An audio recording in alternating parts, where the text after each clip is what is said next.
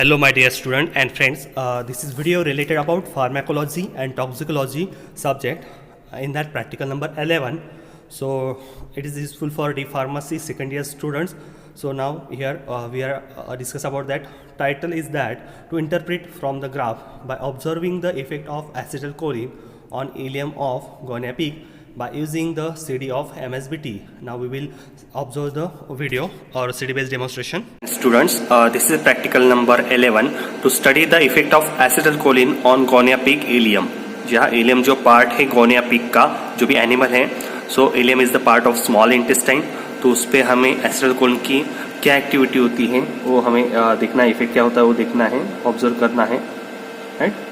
So objective is that to understand the phenomenon of peristalsis, जो भी peristalsis movement की उसकी phenomena क्या होती है वो understand करना है. Then to understand the term spasmogens, spasmodic and spasmogenic, and to understand the term spasm, tonic spasm and atonian cramps. So with the help of this CD based demonstration we will achieve these objectives.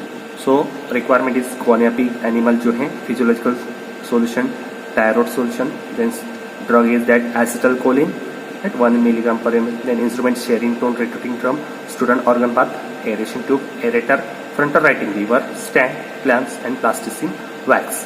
So these are the requirements for practical, right?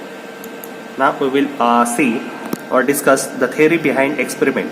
So guinea pig ileum is a smooth muscle preparation of small intestine and is known to involve the peristaltic activity. यानी कि जो भी guinea pig का ileum है, guinea pig का ileum is the small part of the or it is a part of small intestine, right?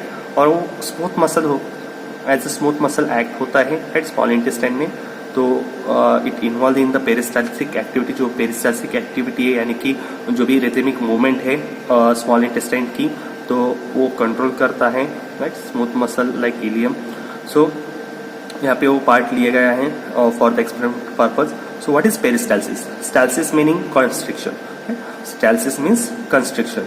So it is the procreation of coordinated contraction and relaxation of circular and longitudinal layers of muscle which pushes the load bolus on. यहाँ पे आप देख सकते हैं with the help of this figure, यहाँ पे आप देख सकते हैं कि जो भी उसकी मसल है eight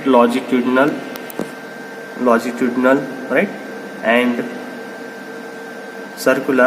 So with the help of this longitudinal and circular layers of muscles, it pushes the food bolus into onwards, right. ये एक प्रोग्रेशन कोऑर्डिनेशन है, लाइक कॉन्ट्रैक्शन रिलैक्शन. कॉन्ट्रैक्ट होता है, यहाँ पे आप देख सकते हैं, right? So यहाँ पे आप देख सकते हैं कि कॉन्ट्रैक्ट होता है, कॉन्ट्रैक्ट होने के बाद बोलस आगे जाता है, then again relax it. So इस तरह से वो due to this progression coordinated with the contraction and relaxation of this circular and longitudinal layers of muscle, we can pushes the food bowels to the onward. So इसे peristalsis movement कहा जाती है कि जो भी progressively coordinated with the contraction and relaxation, means ultimately contraction and relaxation होता है, तो उसे आप पेरिस्टाल्सिस मूवमेंट कहते हैं. So this movements depend mainly on intestinal destination. जो भी इंटेस्टाइन का डेस्टिनेशन रहता है उस पर उसकी वो मूवमेंट निर्भर करती है. So which inhibit the nerve impulses to enter the plexuses and to the CNS.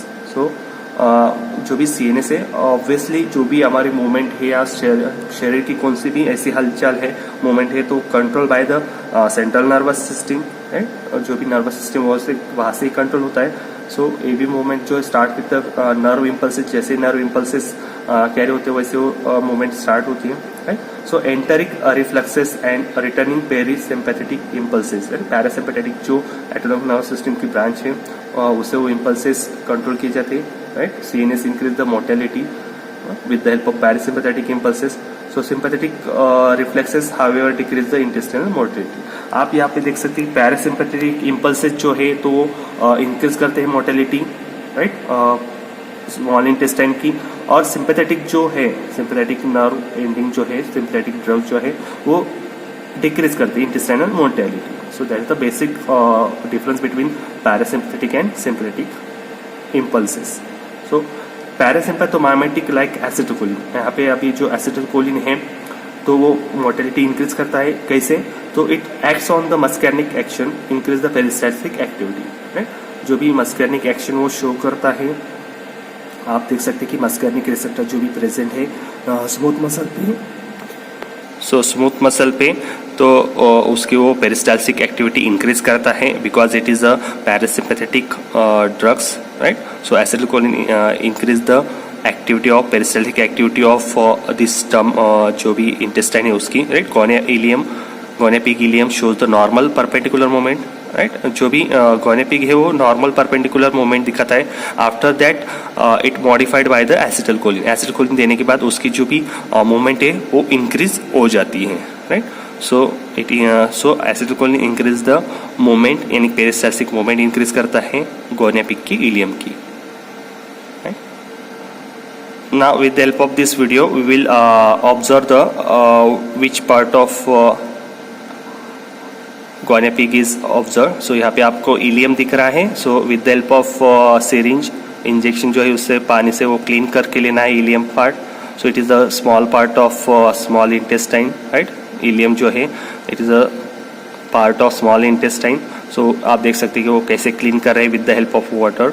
तो यहाँ पे आप देख लें असेंबली, जैसे हमने रेक्टस एब्डोमिनस की मसल्स की एक्टिविटी देखी थी, वैसे ही सेम यहाँ पे ऑर्गन बाथ है, स्टूडेंट ऑर्गन बाथ, वर्पिजन ट्यूब जो है वहाँ पे, राइट। सो ऑक्सीजन ट्यूब जो है, ऑक्सीजन ट्यूब में जो भी थायराइड सॉल्यूशन जो है, फिजियोलॉजिकल सॉल्ट सॉल्यूशन वहाँ पे प्रेजेंट है।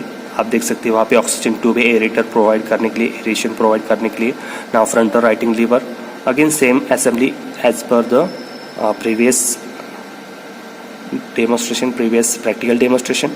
तो ऑर्गन बाथ है, ऑर्गन बाथ में टेम्परेचर मेंटेन किया हुआ है, right.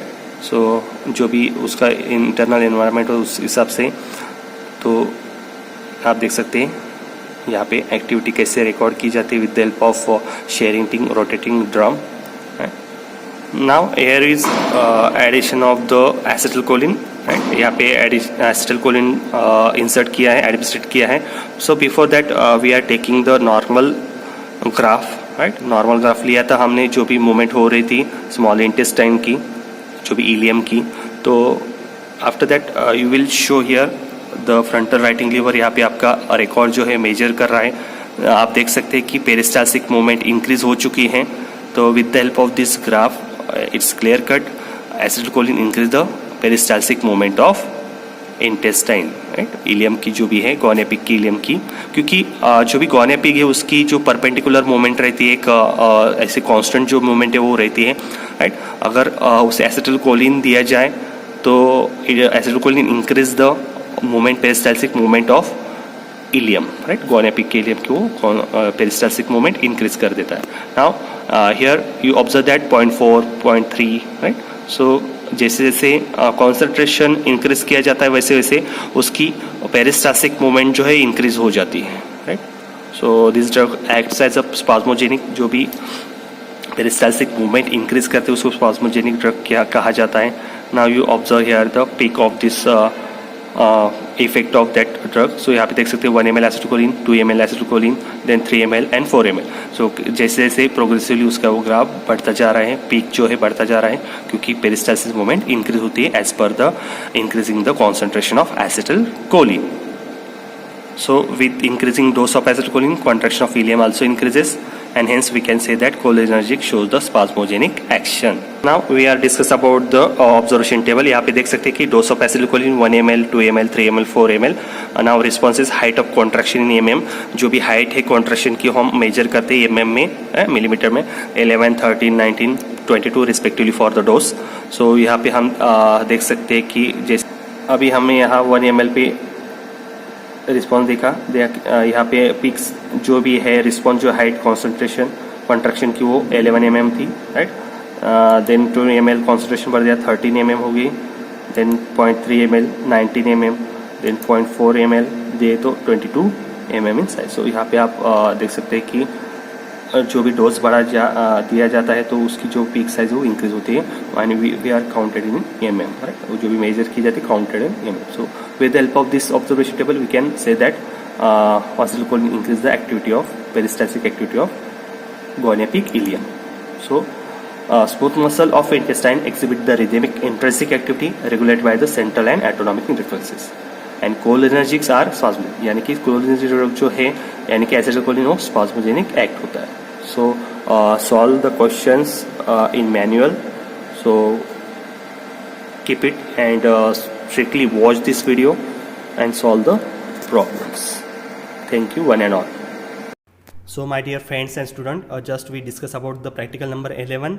So must watch this video and solve the questions and answer on the basis of this video, and circulate maximum to with your friends and students, ताकि उनको उसका जो भी फ़ायदा है वो एग्ज़ाम में हो सके, MSBT एग्ज़ाम प्रैक्टिकल एग्ज़ाम के लिए. So thank you one and all for inspiring me to make this video. Thank you once again.